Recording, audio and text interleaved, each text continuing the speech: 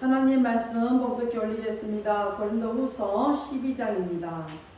고린도후서 12장 1절에서 10절 말씀 봉독해 올리겠습니다.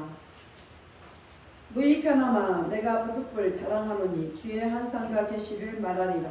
내가 그리스도 안에 있는 한 사람을 아노니 14년 전에 그가 셋째 하늘에 끌려 간자라. 그가 몸 안에 있었는지 몸 밖에 있었는지 나는 모르거니와 하나님은 아시느니라. 내가 이런 사람을 아노니 그가 몸 안에 있었는지 몸 밖에 있었는지 나는 모르거니와 하나님은 아시느니라. 그가 낙원으로 이끌려가서 말할 수 없는 말을 들었으니 사람이 가히 이르지 못할 말이로다. 내가 이런 사람을 위하여 자랑하겠으나 나를 위하여는 약한 것들 외에 자랑치 아니하리라. 내가 많이 자랑하고자 해도 어리석은 자가 되지 아니할 것을 내가 참말을 함이라. 그러나 누가 나를 보는 바와 내게 듣는 바에 지나치게 생각할까 두려워하여 그만두노라. 여러 계시를 받은 것이 지극히 크므로 너무 자고하지 않게 하시려고 내 육체에 가시고 사단의 사자를 주셨으니 이는 나를 쳐서 너무 자고하지 않게 하려 하심이니라. 이것이 내게서 떠나기 위하여 내가 3번 주께 간구하였더니 내게 이르시기를 내 은혜가 내게 족하도다. 이는 내 능력이 약한 데서 온전한 힘이라 하신지라. 이러므로 도리어 크게 기뻐함으로 나의 여러 약한 것들에 대하여 자랑하리니 이는 그리스도의 능력으로 내게 머물게 하려 함이라. 그러므로 내가 그리스도를 위하여 약한 것들과 능력과 궁핍과 핍박과 곤란을 기뻐하노니 이는 내가 약할 그때의 그 강함이니라. 아멘. 기도합니다. 할렐루야. 아버지 하나님 감사합니다. 오늘도 함께하여 주옵소서. 종이 부족하고 연약하고 입술이 우울합니다. 그럴지라도 오늘 종의 입술을 들어 사용하여 주옵시고 종의 입술로 선포되는 모든 말씀을 저희에게는 하나님의 말씀으로 들려지게 하옵소서. 사람의 말, 종의 말로 듣지 않게 하여 주옵소서. 오늘도 깨닫는 우리 주 줄 믿사오며 우리 주 예수 그리스도 이름으로 감사하며 기도하옵나이다. 아멘. 오직 예수님밖에 없습니다. 우리를 구원하실 분 예수님 한 분밖에 없습니다. 주 예수님의 평강이 여러분에게 임할지어다. 아멘. 베드로의 신앙 고백합니다. 예수님 당신은 그리스도시요 살아계신 하나님의 아들이십니다. 예수님 당신은 나의 구세주 나의 전부이십니다. 오늘 제목은 셋째 하늘입니다. 셋째 하늘. 지금 성경을 차근차근 곱씹어서 쉬운 것부터 쉬운 건지 어려운 건지는 몰라도 어쨌든 곱씹으면서 지금 하고 있습니다. 지난주에는 새 영적 존재에 대해서 이야기를 했습니다. 새 영적 존재가 하나님이 영적 존재이시고 나아가 사단이 영적 존재고 영육을 가지고 있는 우리 또한 영적 존재라고 말씀을 드렸습니다. 오늘은 이 새 영적 존재가 살고 있는 새 하늘을 성경이 구분하고 있다는 겁니다. 오늘 본문 말씀을 묵상하면서 셋째 하늘이라고 말씀을 했습니다. 그러면 셋째 하늘이라는 것이 무엇을 말하고 있습니까? 셋째 하늘이 어떤 것이죠? 우리는 막연한 상상으로만 대충 이런 곳일 것이다 라고 짐작은 하지만 이곳은 실제로 존재하고 있는 곳입니다. 하나님이 계신 영원한 생명이 있는 것이죠. 그래서 셋째 하늘, 오늘 본문 2절과 3절 말씀에 보면은 바울이 이렇게 해상을 합니다. 그가 몸 안에 있었는지 몸 밖에 있었는지 모르거니와 하나님은 아신다. 벌써 이게 이 해상을 할 때는 14년 전의 일을 지금 바울이 해상을 하고 있거든요. 이 말은 무슨 뜻이냐면 환상을 보았다는 거예요. 그런데 4절 말씀을 보면은 참 경이롭고 재밌는 말씀이 있어요. 이 바울이 환상 중에 낙원으로 이끌려갔다 이 말이거든요. 그러니까 나골로 이끌려가서라고 번역이 되어 있죠. 근데 원문을 보면은 이 이끌려가다는 말을 잡아챈 후에라고 이렇게 되어 있어요. 잡아챈 후에 하르파겐타, 헬라어로요. 하르파겐타. 다시 말하면 잡아채다 이 말이에요.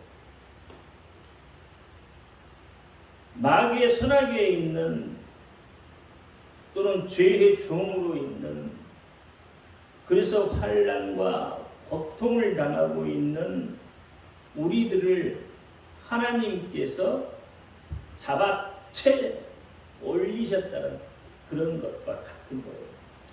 하나님이 여러분을 잡아채 올리지 않으면 여러분 여전히 죄의 굴레에 씌어 있을 수밖에 없는 거예요.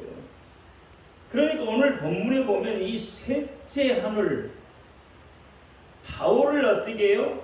단숨에 잡아채 올라갔다는 이야기거든요. 즉 다시 말하면 전능자의 힘이 잡아 끌어올렸다고 말하고 있는 거예요. 여러분 낚시 좋아하시잖아요, 그렇죠? 낚시를 아시잖아요. 좋아하진 않겠지만 낚시 아시잖아요, 그렇죠? 낚시 바늘에 고기가 물면 어떻게 하죠? 천천히 잡아채나요? 천천히 잡아채면 고기가 다 끊고 도망가요. 그러니까 낚시를 할 때 고기가 물면 어떻게 해요? 갑자기 탁 채야 돼요. 탁 채 올려야 돼. 그래야 어떻게 해요? 고기가 코가 끼어서 어떻게 잡혀 올라가요. 올라온단 말이에요. 그런 것처럼 하나님께서 어떻게 해요? 바울을 그렇게 잡아채 올렸다는 거예요. 마지막 때에도 그렇습니다. 마지막 때도 하나님께서 우리를 그렇게 잡아채 올리실 거라요. 이 말을 좀 듣기 좀 더 쉽게 이야기하면 여러분 순간 이동 시켰다. 그렇게 생각하면 쉽죠. 순간 이동을 시킨 것이에요, 하나님께서. 그래서 순간 이동을 시켜서 하나님이 계신 그 하늘까지 단숨에 이동시켜 주신 거죠. 여러분 사도 바울만 그렇게 했느냐 이 말이에요. 아니요, 우리도 그렇습니다. 사도 바울은 환상 중에 들려 올라가서 하나님 나라를 보았지만 우리는 예수 그리스도를 믿기만 하면 마지막 때 환난의 때를 걷고 믿음을 잘 지키면 여러분 환상이 아니라 실제적으로 그렇게 들림을 받아서 단숨에 하나님 나라에 입성하게 될 거라는 것이죠. 예수 그리스도를 믿는 믿음으로 단숨에 우리는 영육을 가지고 살아계신 하나님께로 들어가서 영생을 누릴 수 있게 되는 거예요. 그러므로 여러분 사도 바울과 우리를 비교해 볼 때 누가 더 복된 사람이겠습니까? 누가 더 행복한 사람이에요? 그리고 말할 것도 없잖아요. 우리죠, 우리. 사도 바울은 환상 중에 봤지만 우리는 실제로 들려 올림을 받는다 이 말이에요. 실제로. 그러니까 우리가 더 복된 사람이다 이 말이에요. 초대 교인들보다도 구약의 선진들보다도 우리가 더 복된 사람이에요. 우리는 그저 믿기만 하면 돼요. 뭐 다른 게 필요 없어요. 하나님은 우리에게 다른 걸 요구한 게 아니에요. 그냥 믿기만 하라는 거예요. 믿으면 그렇게 하시겠다는 거예요. 하나님 나라로 단숨에 채 올라가듯이 그렇게 여러분을 채 가시겠다는 거예요.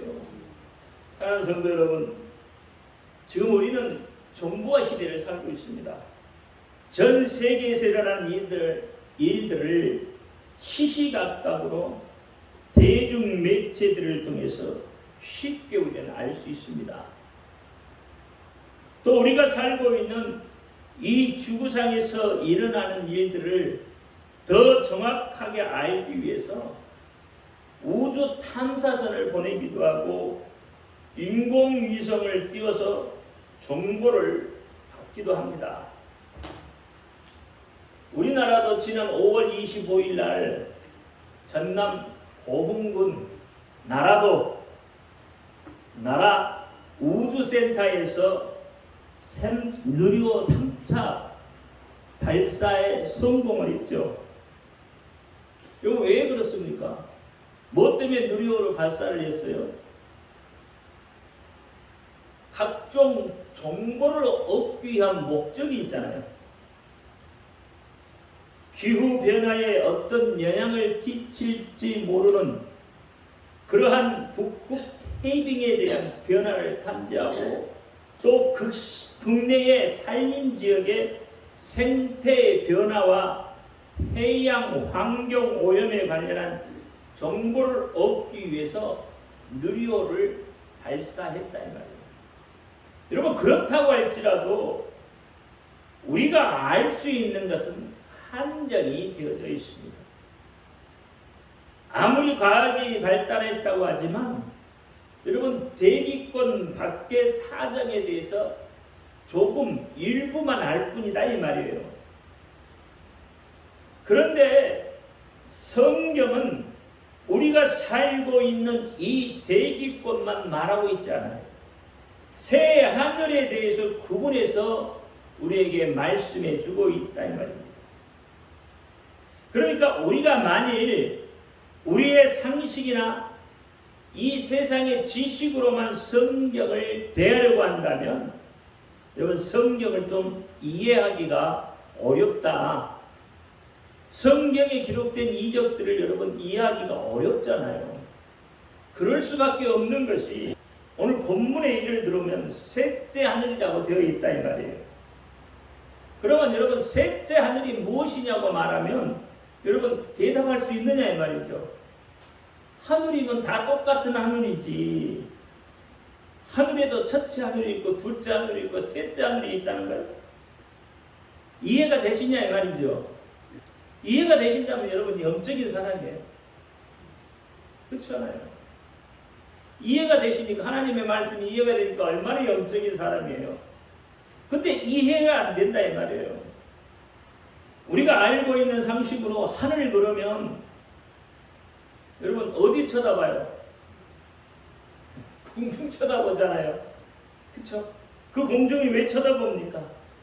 거기에 보면 뭐가 있어요? 뭐 비 오면 뭐 어둠컴컴 하늘이 있을 것이고 환한 하늘들이 있을 것이고 그렇잖아요. 새들이 날아가고 이런 하늘을 여러분 생각을 하시잖아요.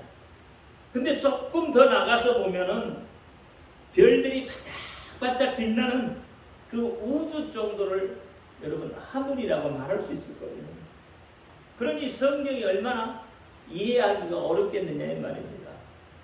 그렇다면 오늘 본문에서 아니 오늘 성경에서 말하는 새 하늘에 대해서 우리가 조금 더 자세히 알아볼 필요가 있겠다.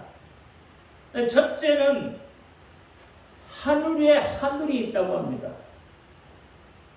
즉 하나님이 계신 하늘, 이것이 헬라어로 말하는 우라노스라고 합니다. 우라노스 그러면 여러분 뭐가 떠오르죠? 그리스 신화가 떠오르잖아요. 우라노스 신의 이름 같잖아요. 근데 하나님이 계신 하늘을 우라노스라 한다. 오늘 본문에서 바울이 환상 중에 보았다는 하늘, 환상 중에 왔다 갔다고 하늘, 그 하늘이 바로 셋째 하늘이다. 영어로 말하면 헤븐이라고 해요. 하나님이 계신 하늘이라는 뜻입니다. 성경에서 하나님이 계신 하늘을 표현할 때는 보통 하늘이라고 하는 간단한 단어로 표현하지 않습니다.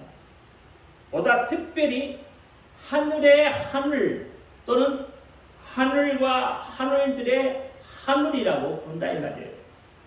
좀 복잡하나요?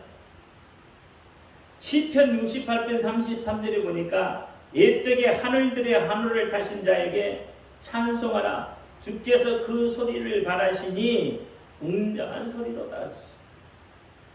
열왕기상 8장 27절에 하나님이 참으로 땅에 거하시니까 하늘과 하늘들의 하늘이라도 주를 용납지 못하겠거늘 하물며 내가 건축한 이 전 이겠느냐.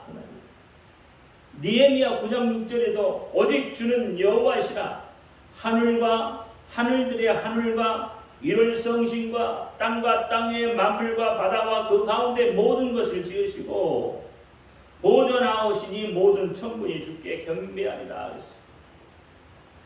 근데 하나님이 계신 하늘을 부를 때 특별히 지면에서 하늘들의 하늘이라고 부르기도 한다. 그러니까 구약은 대개 하늘들의 하늘이라고 표현하고 있는데 신약에 와서는 그냥 하늘이라고 표현을 하고 있습니다. 마태복음 9장 6절부터 10절 말씀, 마태복음 6장은 주기도문이 나오는 거죠. 그러므로 너희는 이렇게 기도하라. 하늘에 계신 우리 아버지여 이름이 거룩히 여김을 받으시오며 나라에 임하오시며 뜻이 하늘에서 이룬 것 같이 땅에서도 이루어지이다 라고 말합니다. 이럴 때 이 하늘은 해군의 하늘을 말한다. 즉 하나님이 계신 하늘을 말해요. 뜻이 하늘에서 이룬 것 같이 땅에서도 이루어지이다 라고 말할 때도 역시 하나님이 계신 하늘, 해군이다. 그렇기 때문에 우리는 성경을 읽을 때 하나님이 계시는 하늘을 말하는 것인지 아니면 다른 하늘을 말하는 것인지 잘 구별할 수 있어야 한다 이 말입니다. 구별하지 않으면 성경을 정확하게 이해하지 못할 뿐더러 상상에 의해서 성경을 보기 때문에 잘못된 해석으로 이상한 대로 빠지기 쉽다. 위험한 부분이 발생할 수 있다는 겁니다. 하나님이 계신 해군의 하늘은 피조물계를 초월해 있는 하나님이 계신 하늘입니다. 보이시지 않는 하나님이 계신 것이다 이 말이에요. 오늘 본문 1절과 4절 말씀을 다시 한번 읽어봅니다. 시작. 무익하나마 내가 부득불 자랑하노니 주의 환상과 계시를 말하라. 내가 그리스도 안에 있는 한 사람을 아노니 14년 전에 그가 셋째 아내를 이끌려간 자라. 그가 몸 안에 있었는지 몸 밖에 있었는지 나는 모르거니와 하나님은 아시느니라. 내가 이런 사람을 아노니 그가 몸 안에 있었는지 몸 밖에 있었는지 나는 모르거니와 하나님은 아시느니라. 그가 나고로를 이끌려가서 말할 수 없는 말을 들으니 사람이 가히 이르지 못할 말이로다. 하늘에 대해서 하나님이 계신 하늘에 대해서 아무리 이야기를 해도 이해하지 못한다 이 말이에요. 하나님 나라가 얼마나 환상적이고 얼마나 거룩고 얼마나 아름답고 얼마나 광대한가 이야기를 해도 여러분 알아듣지 못한다 이 말이에요. 알아듣지 못하니까 이야기해봐야 의미가 없다 이 말이에요. 그래서 14년 동안 본인만 간직하고 있었다 이 말입니다. 하나님의 말씀을 들어도 깨닫지 못하면 바울처럼 그렇잖아요. 자기만 알 수밖에 없는 거예요. 깨닫는 자만 아는 거예요. 천국에 대해서 아무리 이야기해도 깨닫지 못하면 어쩔 수 없잖아요. 지옥이 얼마나 고통스러운가를 이야기를 해도 그것 깨닫지 못하면 믿음이 생기질 않아요. 믿음이 자랄 수가 없다 이 말이에요. 그러니까 헛소리하고 헛생각하는 거예요. 바울이 갔다 온 이 셋째 하늘은 하나님이 계신 하늘로 피조물계를 초월한 하늘을 경험하고 돌아왔다고 말하는 겁니다. 하나님만이 지배하고 계신 하늘, 하나님이 절대 주권하에 있는 하늘, 인간의 한계를 초월해서 인간의 언어로는 도저히 표현할 수 없는 지극히 영광스럽고 거룩한 영적인 세계를 말하고 있어요. 이것을 헤븐, 헬라어로는 우라노스라고 한다 이 말이에요. 우리나라 말로 하면 뭐가 되겠어요? 천국, 낙원, 셋째 하늘 이렇게 말할 수 있다는 거예요. 그러니까 하나님이 계신 하늘이 하나 있어요. 두 번째 하늘은 중간 하늘이 있다는 거예요. 영어로 말하면 미드, 중간 하늘이라고 번역해 놓았다 이 말이에요. 그러면 우리말 성경에도 그것을 그냥 하늘이라고 번역하면 해놓은 것도 있고 또는 공중이라고 번역해 놓기도 했다 이 말이에요. 그러니까 성경을 읽을 때 그냥 하늘이라고 쓰여 있으니까 우리가 어떻게 착각할 수 있다 이 말입니다. 그것도 하늘인가 보다, 하나님이 계신 하늘인가 보다, 공중이라고 한 것을 보니까 새가 날고 있는 하늘인가 보다. 그러나 실제로는 그렇지 않다 이 말이에요. 중간 하늘이 있다 이 말이에요. 이것을 미드 헤븐이다. 세 하늘 중에 중간에 있는 하늘. 에베소서 6장 12절에 보니까 우리의 씨름은 혈과 육에 대한 것이 아니요 정사와 권세와 이 어둠의 세상 주관자들과 하늘에 있는 악의 영들에게 대함이다 그랬어요. 여기 보니까 어디에요? 하늘에 있는 악의 영들. 이렇게 말하면 여러분 어떤 생각이 들어요? 하나님도 하늘에 있고 악한 영들도 어떻게 하늘에 있고, 그래서 어떻게 둘이 싸우는 것처럼 들려질 수 있다 이 말입니다. 여러분 우리의 씨름은 혈과 육에 대한 것이 아닙니다. 즉 인간끼리 싸움하는 것이 아니라 부부싸움이나 친구들 간 또는 형제 간의 싸움을 하는 그런 싸움을 말하는 것이 아니다 이 말이에요. 정사와 권세와 어둠의 세상 주관자들과 하늘에 있는 악의 영들에게 대함이다. 그러니까 우리의 싸움이 어떤 싸움이냐 하면 정사와 권세와 어둠의 세상 주관자들과 하늘에 있는 악의 영들과의 싸움이다 이 말이에요. 그러니까 여러분 서로 반복하는 건 지금 뭐하고 싸우는 거예요? 하늘에 악한 영들이 그 속에 들어가 있다 이 말이에요. 그래서 어떻게 그들과 싸움이 나는 거예요. 이 성경에서 말하는 하늘이 있는 악의 영이라고 하는 것이 하나님이 계신 하늘에 하나님이 계신 그 해분이 아니라는 겁니다. 여러분 이 문제를 잘 해결하지 못하면 하나님이 악의 영들과 같이 있으면서 우리고 그 악한 영들과 싸우라는 소리로 들려줄 수 있다는 이야기예요. 에베소 6장 12절의 하늘은 그래서 그냥 해분이 아니라 미드 해분, 중간 하늘로 이해돼야 된다 이거예요. 즉 사단이 지배하고 있는 하늘이라고 하는 것이다 이 말이에요. 그래서 마귀 사단을 공중 권세 잡은 자라고 한다 이 말입니다. 이해가 되셔요? 공중 권세 잡은 자, 이 공중에 새가 나르는 그런 공중 권세를 잡은 것이 아니다 이 말이에요. 인간이요 역사관이 없으면, 과거를 본 능력이 없으면 미래에 대한 계획을 더더군다나 세울 수가 없습니다. 그래서 철학이 없는 존재가 되는 거죠.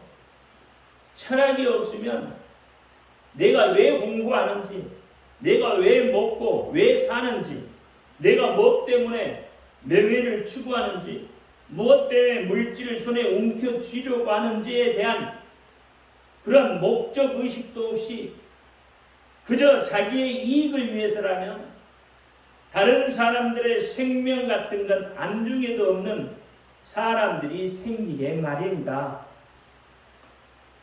그런 사람들은 여러분 철학이 없기 때문에 사회에 해를 끼치는 독버섯과 같은 존재들이 되는 거예요. 그래서 차라리 태어나지 않으면 더 좋았을 뻔한 그런 불필요한 존재가 된다 이 말이에요. 여러분 이 말을 하니까 뭐가 생각나죠? 예수님께서 가룟 유다에게 뭐라고 했어요? 차라리 태어나지 않는 것이 걔에게 더 좋아할 뻔했다고 했어요. 마가복음 14장 21절에 보면 그 사람은 차라리 나지 아니었더라면 제게 좋을 뻔하였다고 했어요. 세상의 독버섯 같은 자들은 차라리 태어나지 않았으면 더 좋을 뻔했다. 그럼에도 철학은, 그럼에도 교육은 백년 대계를 세울 수 있다고 말합니다. 그러나 하나님의 말씀은 진리를 알면 영원한 나라까지 볼 수 있다고 말합니다. 바로 지금 우리가 마음을 열고 하늘에 하나님이 계시고 땅에 우리만 살고 있다고 생각하고 있던 그 기존의 사고를 확 바꿀 수 있기를 바랍니다. 다시 말하면 실제로 그 중간에 미드 헤븐이라고 하는 하늘이 있다 이 말입니다. 그 사실을 믿음으로 받아들이시기 바랍니다. 그래서 이 하늘을 사단이 지배하고 있는 거예요. 여러분 다니엘서 10장을 보시면 10장 13절 말씀을 보면 그런데 바사 국군이 21일 동안 나를 막았으므로 내가 거기 바사국 왕들과 함께 머물러 있더니 군장 중 하나 미가일이 와서 나를 도와줌으로 했어요. 이 말은 뭐예요?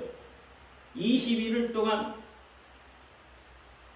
다니엘이 하나님 앞에 기도하고 있었는데 하나님이 응답을 보내주었는데도 불구하고 직접 오지 못하고 있는 거예요. 며칠 동안 21일 동안 못 오고 있는 거예요.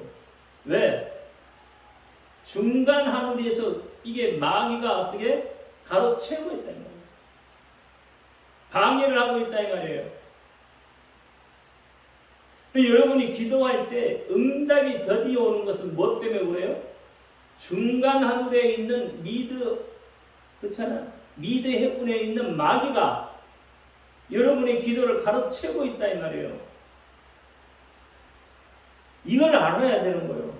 왜 기도에 응답이 없냐고 그렇게 할 게 아니라 영적인 싸움에서 지금 뭐요?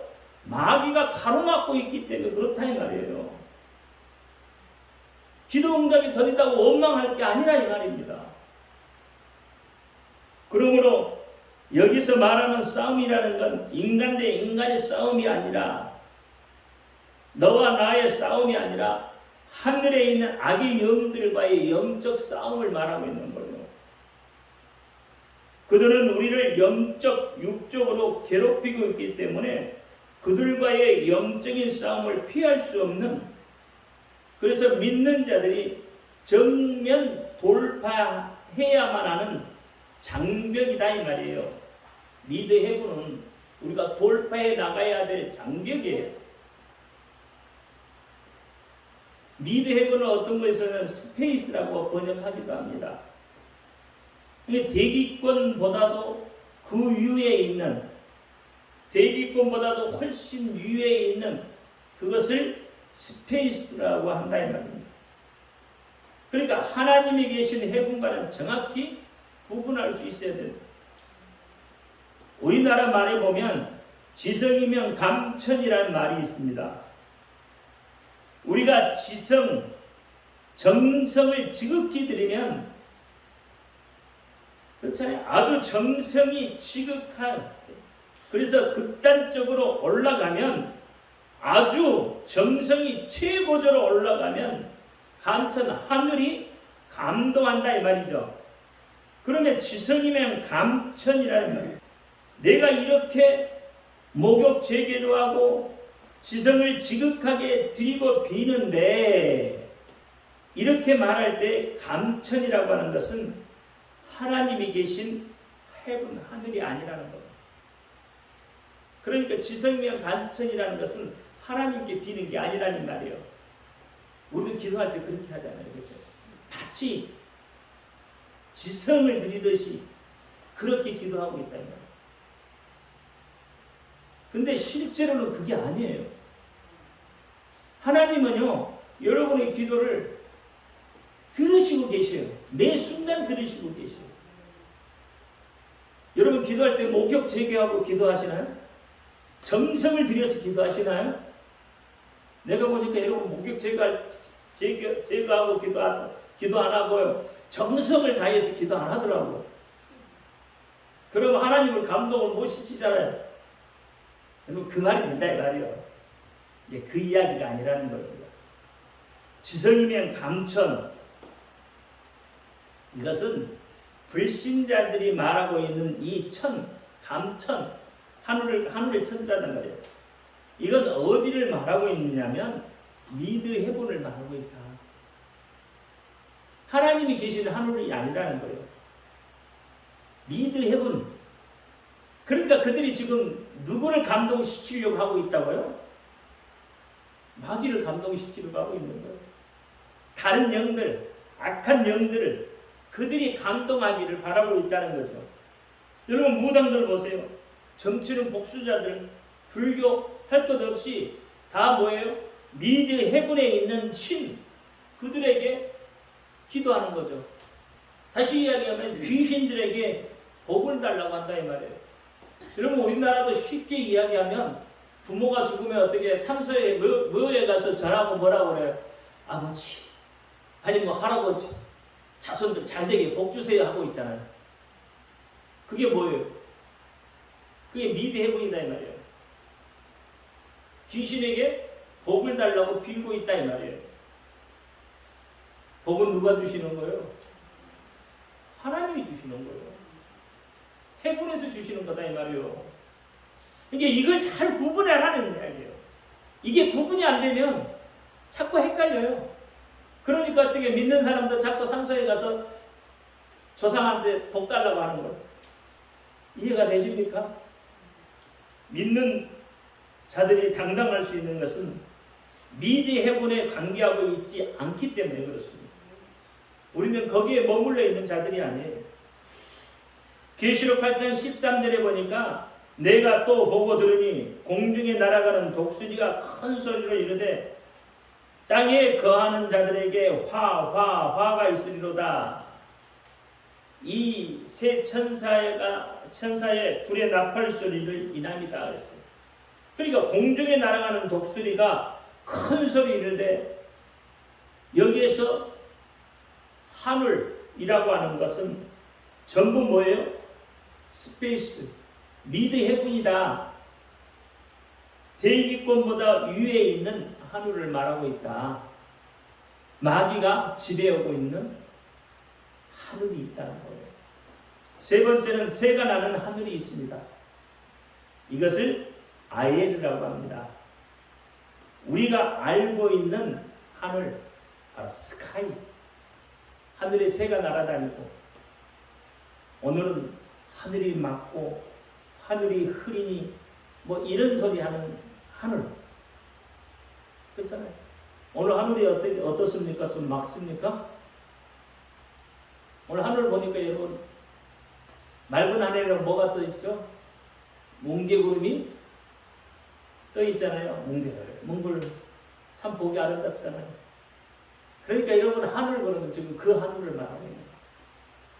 하늘 그러면 여러분 그 하늘에 마귀가 있는 게 아니라는 거예요. 이게 우리가 자꾸 공중 권세 잡은 자 그러니까 어떻게 이 공중을 잡고 이 하늘을 잡고 있는 자라고 생각을 한다 이 말이에요. 이렇게 이야기하는 하늘까지 포함해서 성경은 새 하늘에 대해서 이야기하고 있습니다. 누구든지 알 수 있는 하늘, 이 하늘을 아엘이라고 한다 이 말이에요. 이것은 공기가 있고 우리가 말하는 대기권을 말해요. 그러니까 그 대륙변에 새가 날아다녔고, 그렇잖아요. 여러분이 그 하늘 아래 살고 있는 거예요.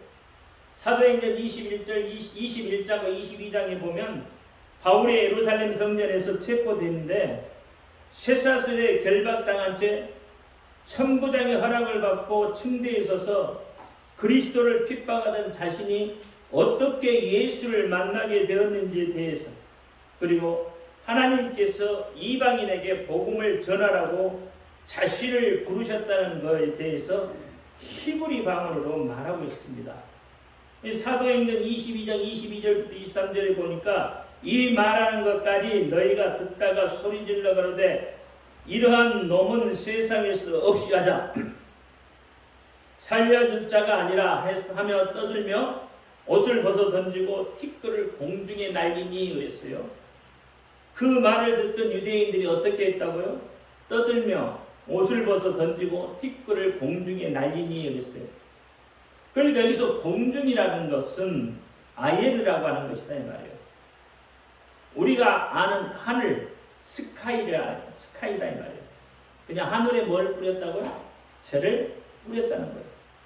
그래서 여러분 신앙생활을 올바로 하면서 말씀을 깨닫기를 원하는 사람은 이 새 하늘에 대한 기본적인 지식을 정확하게 가지고 있어야 한다. 하나님이 하늘에 계시다 할 때는 하나님이 계신 하늘을 우리가 알고 있는 이 우주 창조, 하나님이 창세기 1장 2절에서부터 말씀하신 그 창조를 초월해 계시는 그 하늘에 계시다 이 말이에요. 마귀가 공중 권세 잡은 자다라고 말할 때는 마귀가 하늘을 지배하고 있는 그 하늘, 미드 하늘이다. 미드 헤븐이다 이 말이에요. 그러니까 마귀하고 마귀의 쫄자들이 하고 있는 일이 하늘에서 하나님과 대적하는 일이겠느냐 이 말이에요. 마귀가 하나님하고 대적할 수 없습니다. 여러분 대적한다고 생각하셔요? 마귀는 하나님 앞에 대적할 수 없어요. 근데 우리는 자꾸 말할 때 마귀가 하나님을 대적한다고 하거든요. 그러니까 성경을 우리가 다 잘못 보고 있다는 이야기예요. 마귀는 하나님을 절대 대적할 수 없습니다. 왜냐하면 피조물이거든요. 하나님이 만든 피조물이에요, 마귀도. 마귀가 하나님 앞에 대적하면 어떻게 대적하는 순간에 쫓겨나 버리게 된단 말입니다. 그래서 하나님과 대적의 그 순간에 쫓겨나서 미드 해군을 잡고 있는 거예요. 하나님 나라에 있던 자잖아요. 그가 쫓겨나서 미드 해군에 있다 이 말이에요. 두 번째 하늘. 그러니까 마귀는 그곳에서 자기의 세력을 펼치고 있는 거예요. 여러분 주기도문에 뜻이 하늘에 있는 것 같이 땅에서 이루어지이다라고 했어요. 그러면 하나님이 이미 하늘에서 이루신 뜻이 있다는 이야기잖아요. 그래서 우리는 하나님이 하늘에서 이루신 그 뜻이 이 땅 위에서도 그대로 이루어지기를 원하고 있다는 거예요. 있다고 우리 입술로 고백해야 된다. 그러면 사도행전 1장 9절과 11절에 보면 예수님이 하늘로 올라가셨다고 했어요. 그럼 어느 하늘로 올라가셨겠어요? 많은 사람들이 하늘로 올라가신 걸 봤잖아요.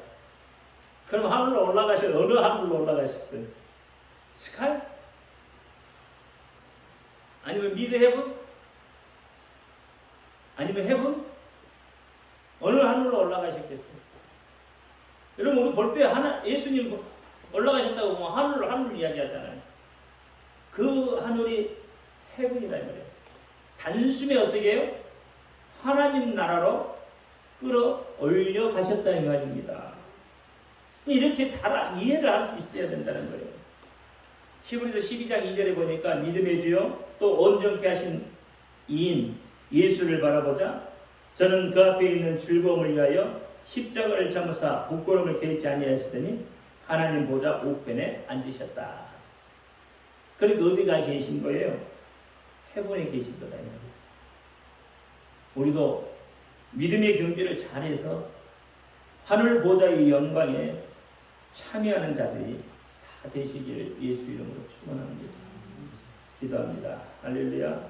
아버지 하나님 감사합니다. 오늘 셋째 하늘에 대해서 은혜를 나누었습니다. 잘 알게 하시고 깨닫게 하셔서 잘 불변하게 하셔서 하나님께서 무엇을 우리에게 말씀하고 계시는지를 잘 분별할 수 있는 그런 믿음의 사람들이 되게 하여 주옵소서. 예수 그리스도 이름으로 감사하며 기도합니다. 아멘.